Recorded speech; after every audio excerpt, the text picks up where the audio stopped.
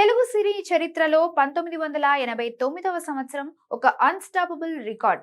కేవలం 9 నెలల వ్యవధిలోనే ముగ్గురు స్టార్ హీరోలు ఒకరి రికార్డును మరొకరు బద్దలు కొడుతూ ఏకంగా 3 ఇండస్ట్రీ హిట్స్ ఇవ్వడం భారతీయ సినిమా చరిత్రలోనే ఒక అద్భుతం. ఈ బాక్సాఫీస్ సునామీకి శ్రీకారం చుట్టింది మెగాస్టార్ చిరంజీవి. జనవరిలో వచ్చిన అత్తకు యముడు అమ్మాయికి మొగుడు సినిమాతో చిరు సరికొత్త వసూళ్ల రికార్డులను సృష్టించి ఇండస్ట్రీ హిట్ కొట్టారు. అయితే ఆ రికార్డు కేవలం 4 నెలలే నిలబడింది. ఏప్రిల్లో బాలకృష్ణ ముద్దుల మావయ్యగా వచ్చి సెంటిమెంట్ తో బాక్సాఫీస్ ను షేక్ చేసి చిరంజీవి రికార్డులను చెరిపేస్తూ రెండో ఇండస్ట్రీ హిట్ అందుకున్నారు. ఇక ఏడాది చివరిలో ఏం జరుగుతుందో అని అంతా చూస్తుండగా అక్టోబర్ లో నాగార్జున శివ సినిమాతో ట్రెండ్ ను మార్చేశారు.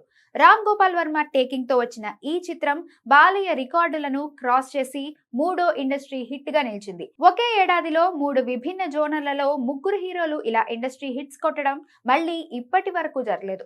అందుకే 1989ని టాలీవుడ్ గోల్డెన్ ఇయర్ అంటారు.